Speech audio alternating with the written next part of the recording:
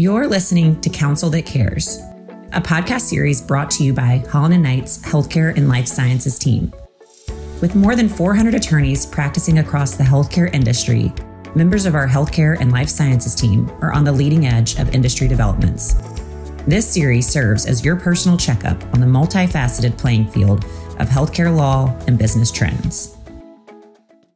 Welcome to Allan & Knight's Healthcare Podcast. On today's episode, I'm joined by representatives from Gibbins Advisors, who recently released a report covering the state of healthcare bankruptcies at the end of 2022. And this report shows some fascinating data and findings regarding the drivers of healthcare bankruptcies and the sectors within healthcare that are experiencing the highest volumes of bankruptcies, and what organizations can do to best position themselves into the future.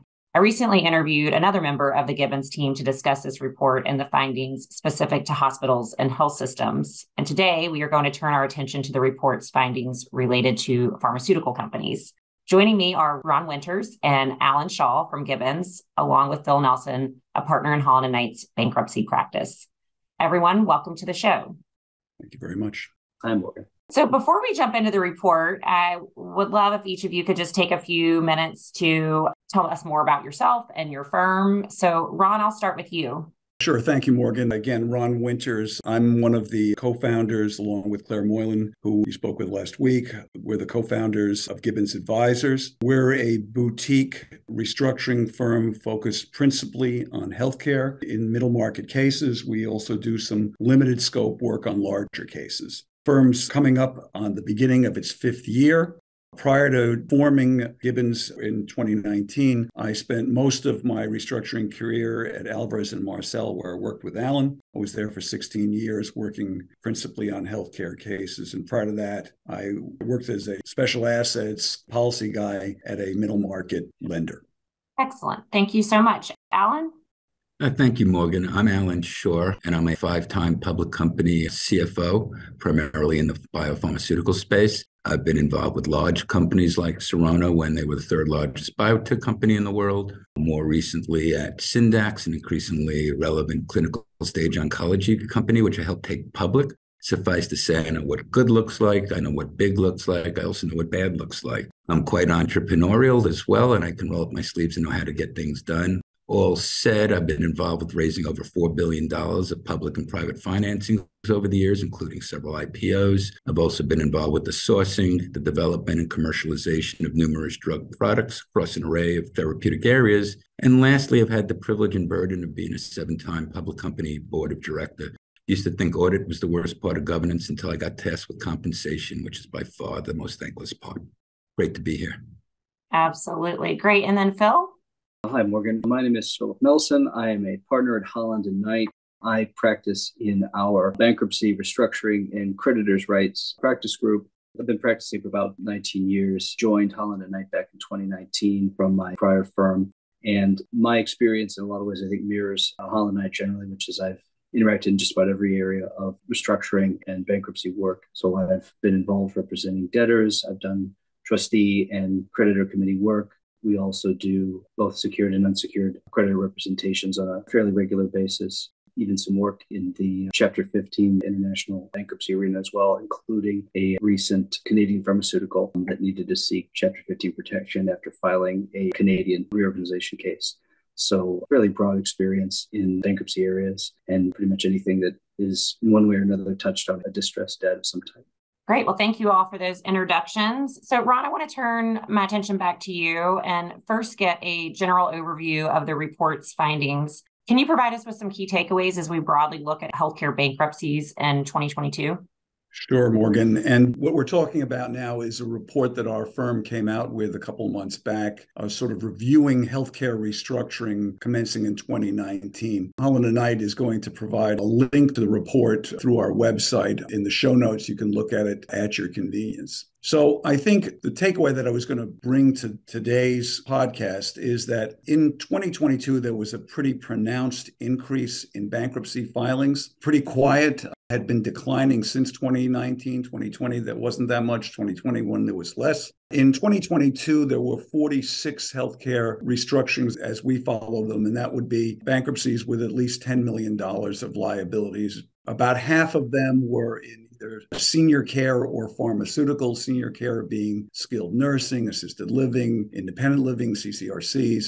Half of them were in either senior care or pharmaceuticals. The rest were in hospitals, medical equipment, physician practices, and miscellaneous other. So last year, there were 46 filings, which was an 84% increase from 2021. And of the 46, 31 of them were in what I would characterize as smaller cases, $10 to $50 million of liabilities. And that was a pronounced increase from 2021, nearly 3.5 times. 50 to 100 million, pretty good size. Flat from last year with 8. 100 million to 500 million, a significant decrease from all of the prior years at just 2.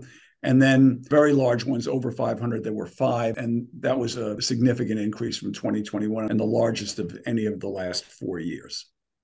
Great summary. So now I would like to turn our attention to specifically talking about the pharmaceutical activity that you saw in this report. Ron, I'll start with you, and of course, want Allan to provide any other takeaways from that piece of the report. Sure. So in terms of pharmaceuticals specifically, of the 46, 14 of them were pharmaceutical or pharma related. Those were a significant amount of them in the smaller amount. 8 of them were in the $10 to $50 million range. 3 were in the very large range. And again, 2 were between 50 and 100 million and 1 between 100 and 500 million. That 14 is about a quarter of all of the pharma cases filed in the last 4 years, 38 filed in total. And again, 14 of them last year, and principally focused, again, at least half of them in the smaller cases. I think when you talk about bankruptcies in the pharmaceutical sector, I think they fall into kind of 2 different categories. They're the revenue-generating companies, specialty pharmaceutical companies that have found themselves with the balance sheet that's not quite right-sized with the expectations they had for operations.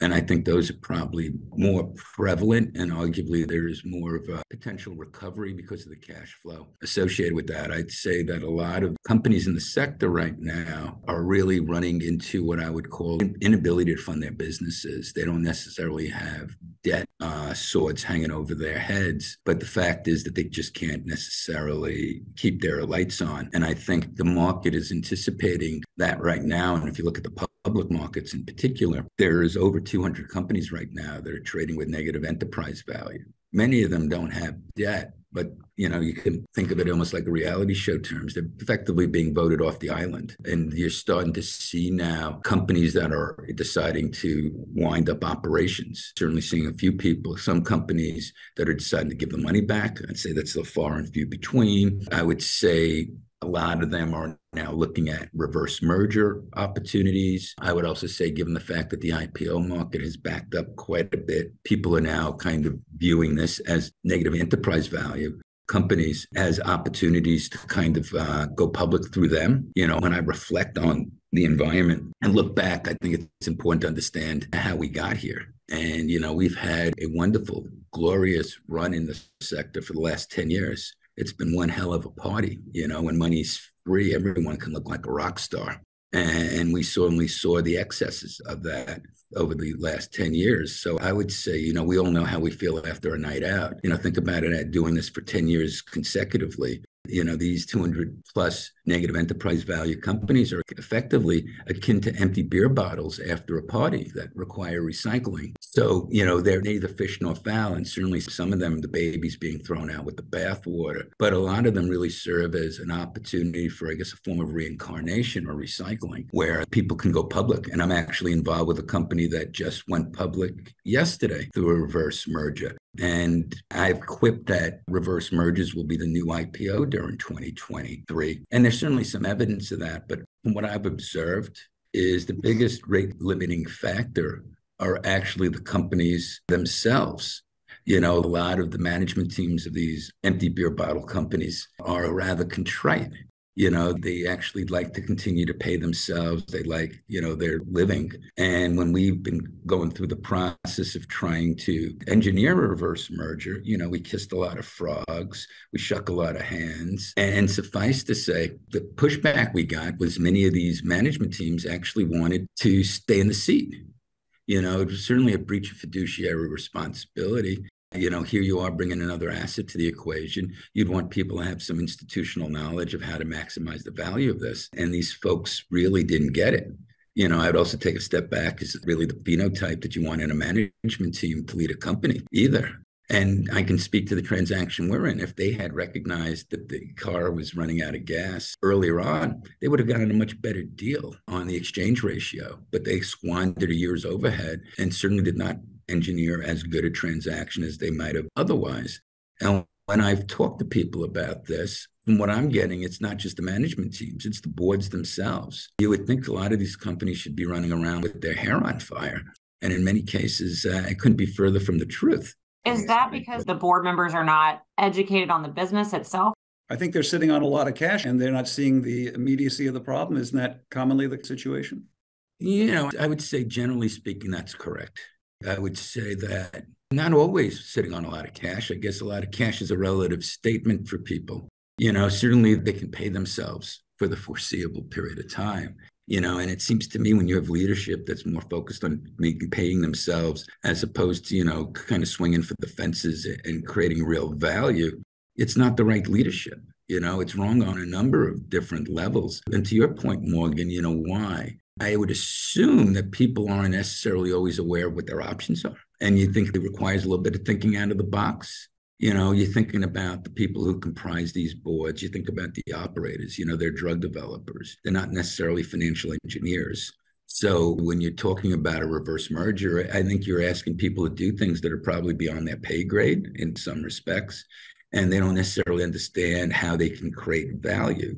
If you've ultimately concluded that your technology isn't going to work, it would seem to me that you're now captive on a burning bridge. You're beholden to really do something while you still can.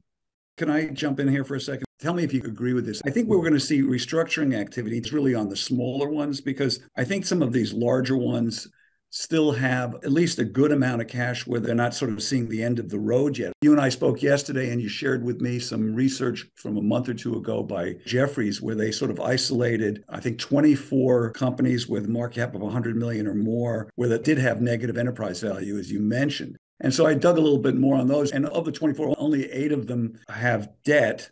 And in each case, they had more cash than they had debt. I figured that's not sort of fertile ground in terms of restructuring. Although I would think we're all following the larger ones. I think there's probably a lot of activity with much smaller ones. What do you think, Allan? Am I right about that?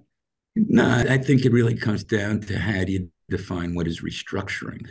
I would say that even if you don't have the debt on your balance sheet, a lot of companies are restructuring their operations, their focus. There's certainly been a lot of layoffs. I think before people did things because they can, and now they're realizing that they've got to rationalize their resources. The punch bowl isn't getting replenished so quickly. And I think there's been a lot of latency in people recognizing that.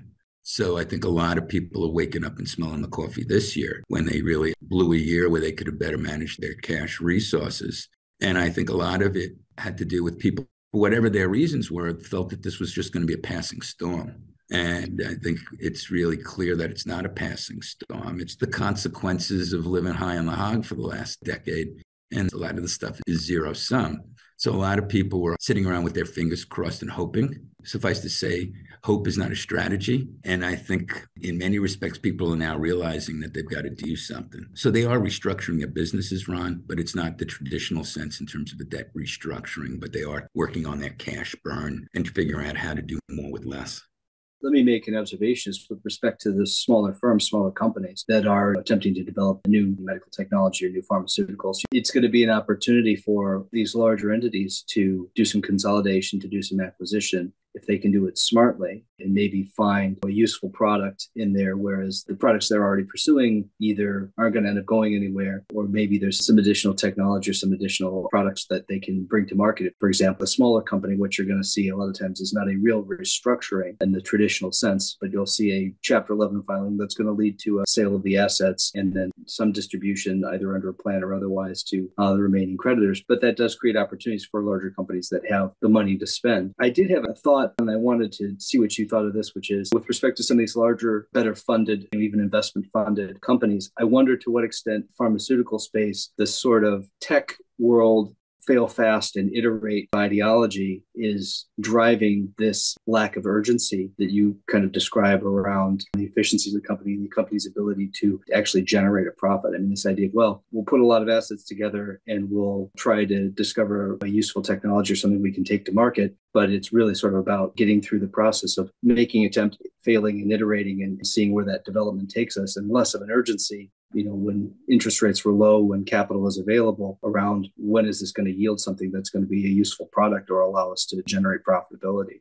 It's an interesting question. I would say that a lot of the companies, you're really investing in them or buying into them, really more on the promise of the science working, as opposed to necessarily expecting them to turn around and be a cash flow company paying a dividend. I've often quipped that I think for companies, right, particularly in life sciences, where you're making decisions and resource allocation, that really you're looking at 5 and 10-year time horizons. So to me, the interest rate dynamic is less about the expectations becoming cash flow positive sooner than later, other than the collateral implications on our cost of capital. And I think the macro really drives the sector in this point. Why did we have a party for 10 years? It's because interest rates were very low. And because interest rates were very low, people were looking for returns, and they were getting aggressive with their returns. And they were looking at the biotech and the pharma sector to get extra yield. As a consequence, we had a real inflow of generalist investors that went beyond the traditional specialist folks that comprise our sector. And, I think now with reflection, those generalists were really tourists. They were in and they were out. And the flow of funds has really pulled itself out. So I think the higher interest rates, rather than putting pressure on the development timelines,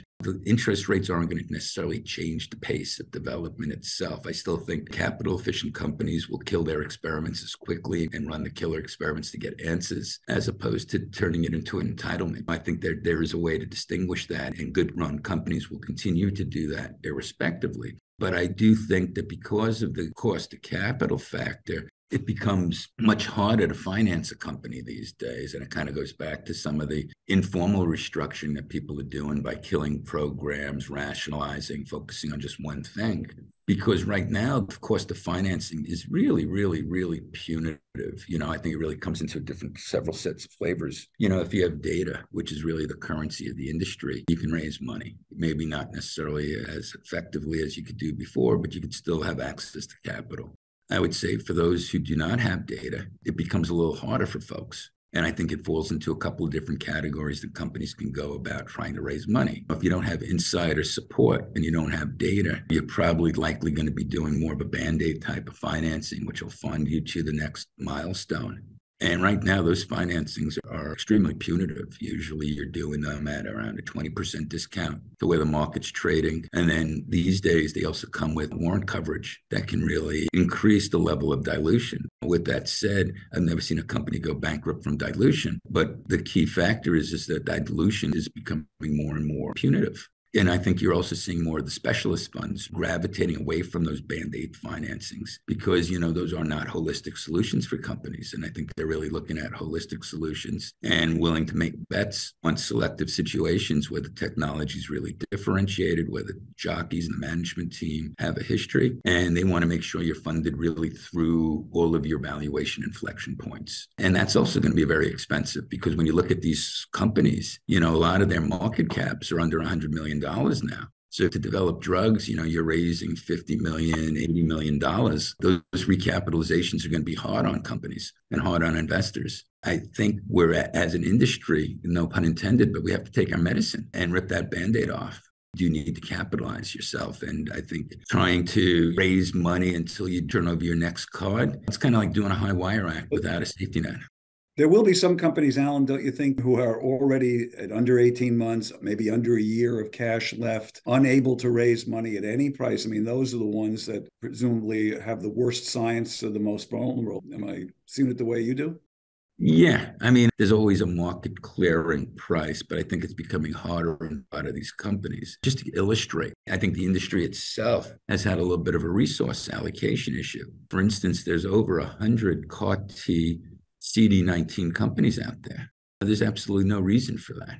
So, I think a little bit of this is that we have not been very good stewards in terms of the resources that have been allocated to a lot of these companies. So, yeah, I think we are seeing some Darwinism here. There's some companies that are just not fit to be out there. And some of them are going away. You're hearing about them. I don't think you're really going to see a lot of Chapter 11s. I think these are all Chapter 7s. I think the ones that have the greatest likelihood of a Chapter 11 filing are the ones that do have some debt for various reasons. They were able to raise some under more favorable circumstances, or they had a product that then later faltered, or they had litigation, or they were opioid. I mean, I did a quick tour of some of the 14 that went bankrupt last year, and sort of that seemed to be the common theme as far as I was concerned. What forced it was they had debt, probably secured debt in many cases, that they had to answer to, and the secureds wanted the transaction or to take the asset themselves if they had to. Although in that case, a lot of times you end up seeing it as an 11 with a 363 sale as opposed to putting it in the hands of the Chapter 7 and getting a trustee who maybe they can manage the process efficiently and well, or maybe they can't. I think particularly sophisticated secured lenders have a lot of suspicion around what they're going to get if they get a panel trustee. Feel much more comfortable leaving management in place, particularly where they've already arranged for what the sale process is going to look like. A couple of sort of mid-sized, actually, they were in the smaller end of the range that I described before that I looked at preparing for today. I mean, they made an effort to sell the company at the urging or requirement of the secureds. They were unsuccessful doing it out of court, probably because they also had some trade liabilities of significant size. And they went in and immediately continued their sale process and were able to get transactions done at pretty unhappy prices relative to the secured debt, but they got something done. So I'm curious, we talked about some of the drivers, either whether or not you're a smaller pharma company or a larger company. A lot of attention out in the market right now, it seems, on, this is more specific to the larger companies that have successful drugs out there, but may have patents expiring soon. I mean, is there any sort of financial strain that we're seeing on those businesses, particular to either patents expiring or other issues that are greatly impacting the larger pharma companies? I think there's certainly a lot of patent expiration. Merck has their checkpoints, got a couple of years left on those patents, and that's a $20 million product and is becoming a significant portion of Merck's revenue. So, there's definitely concentrations. You got Humira that's recently just gone off patent. So that is an issue for folks. I think on the flip side, I think there's a lot of speculation, a lot written about how much the biotech sector is really the minor league proving ground for a lot of these companies. And they're really looking to solve their issues by picking up additional products from the developmental stage companies. So I think that's what the expectation is on many of them. I mean, that's the general business plan. Most of these companies, they never intend to actually be in business producing and selling. They get proof of concept and get acquired by a big guy, right? I would say when you look at some of the productivity or lack of productivity at a lot of large shops, it has proven to be much more effective to go and fill your pipeline that way. I think Pfizer, 60% of what's expected in the future years has to come from M&A. So yeah, I think that's something that people have accepted and have come to terms with. And I think a lot of people would have expected a higher volume of M&A so far this year, and they haven't seen it. With the drop in the prices, you would have thought. And I think, for the larger transactions, I think there is concern that the government might get involved with some of that. That's been a little bit of a drag there. And I think on the other side is it really speaks to the resource allocation. That, people saying, well, something was selling for $1 billion, now it's selling for $100 million, screaming buy. I guess that all assumes that at $1 billion that there was something of value. Because then, if it was something valuable at $1 billion, then at $100 million, it should be valuable. But what happens if that thing is simply not valuable at all? What happens if that valuation is just money, chasing a place to go, just looking for a place to go? Exactly. And I think these guys, to your point, Ron, they'd rather pay a multiple and get it right than to pay something and get it wrong. Because it's not just the cost of buying it, it's the cost of developing it too. I was involved with buying a distressed asset this past summer. And, and I was talking to a lot of buy-side people. And the threshold for that was that if you give it to me, would I want to invest money in developing it? Right? That's kind of where the bar is right now. Who cares if it's free? Is it worth my money? And I think a lot of people are starting to realize that some of their projects aren't passing that litmus test. And if you have 100 CD19 companies, how do you differentiate yourself? Even going back to the Merck situation, they have the best-selling cancer drug ever. There's been $30 billion of PD-L1 checkpoint to date. Merck represents $20 billion of that market. Yet there's 14 approved checkpoint drugs now. So what we've done is really commoditize some really fabulous science. And now you got Merck trying to protect that $20 billion. And you got folks like GSK and Regeneron who are trying to break into that. So if you can demonstrate proof of concept and expand the addressable market, right now those checkpoints only work on about 30% of the patient population. If you can increase that to 50 or 60, you're doubling the size of the market and the durability of it as well. And you're going to create a food fight, right? To your point, once you demonstrate proof of concept, over a $30 billion market, that's potentially a $60 billion market, it's going to be a pretty interesting dynamic. Early in my career, Allan, back then I was a lender looking at cash flow, and I'm working opposite a guy who was involved in pre-revenue kinds of companies. And I said to the guy, David, at some point, don't you need to make a profit here? And he said to me, Ron, the only thing worse than earnings are revenues, because once we put any number up on the board, it's bound to disappoint, which I thought was an interesting observation. I've heard it characterized as the earnings curse. Well, you're not generating money, you can be whatever you want to be, right? Once you start making money, now you're getting graded on traditional metrics. It's like growing up. It was more fun to be a kid, wasn't it? So we talked about some of the drivers, and one of the other areas that is getting a lot of attention right now in the media is obviously the opioid crisis and some of the bankruptcies that have come as a result of that. Phil, any thoughts on, will we continue to see that, or what can we anticipate to see surrounding the opioid crisis?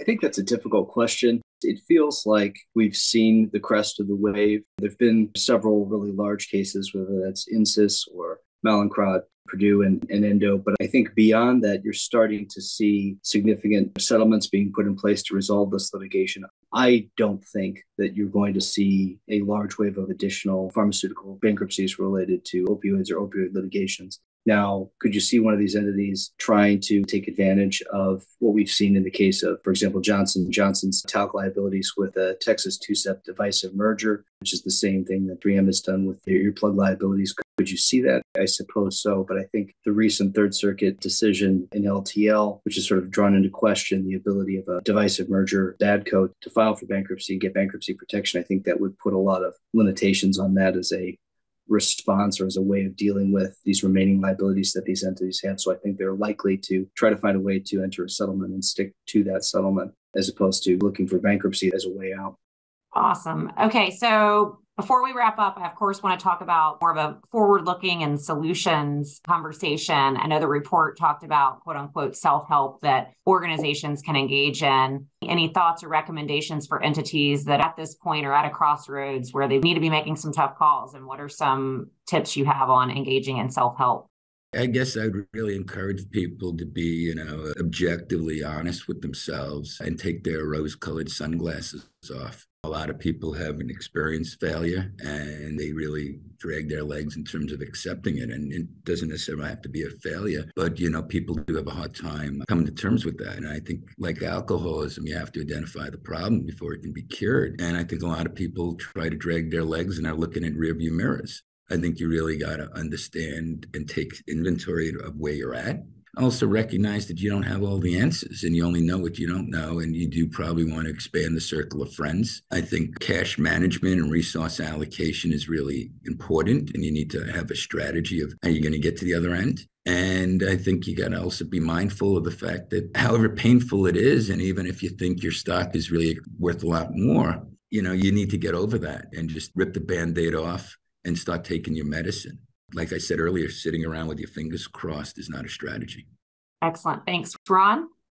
It always starts with liquidity management, religiously doing monthly or 13-week cash flows for the first quarter and then monthly for maybe a year after that, so that you know where you are on cash and what your runway is, that you can survive. Obviously, in the event you have secured debt, you'll also have some covenants that you need to be mindful of and engage with the secured lenders, note holders, to be sure you're able to access the cash that might really be part of their collateral package. I think, as Allan often says, you also have to sort of prioritize your spending on investment, on development of pharmaceuticals to the extent you have limited cash because your cash is beginning to deplete. You need to sort of triage that to prioritize what you're going to put your money into. And you got to be really mindful of your costs. And I think probably most of all, it's always nice to hire restructuring professionals, but I think maybe the most important thing is to take action while you still have money, because that's going to give you some ability to have flexibility and try to find a transaction when you're not on your heels. Phil, anything else you'd add to that? The one observation I would have is when you find yourself, any number of occasions that you see in the bankruptcy context, and I'm thinking of a case that I'm involved in right now, you find a company that has a product that they're going to take to market. They have some expectations of what that product is going to be able to generate, and they make investments based on that, but there's no accounting for the unforeseeable factors, the unpredictable aspects of the market, and the ways in which the winds of fortune can change. One example I'm thinking of in particular is a pharmaceutical company that I've been working with where they developed a really useful revolutionary product. It's not in the opioid space. It's a postmenopausal medication that could really revolutionize treatment. And they thought they had a real winner. So they ramped up their facilities, their production capabilities. And then COVID hit and nobody was going to their doctors. And their reps couldn't get in to see the doctors. And it put their product on a completely different timeline in terms of development. Based on what I've seen, I think they have a very profitable product going forward. But in the short term, they were faced with a lot of invested capital, a lot of debt that they'd taken on, and no real ability in the timelines that they required to service that debt to be able to take advantage of it. And so being nimble in the face of changing economic circumstances, changes in the market, and sort of not assuming that the current path that the market is on is going to continue indefinitely is a very important aspect of how do you plan for the future? How do you plan to go to market when you actually have something that's useful that can be profitable? Excellent. Well, I think those are great parting words. I always like ending on a positive, forward-looking note. I know that these can be sort of dark and challenging conversations to look at, the distress in the market, but I also think that with that comes opportunity. So appreciate everyone's time. Appreciate Gibbins sharing insights from your report and look forward to connecting again soon. Thank you very much, Morgan. Thank you for listening to Counsel That Cares. For more information on Allan & Knight's Healthcare and Life Sciences team, please visit hklaw.com/healthcare.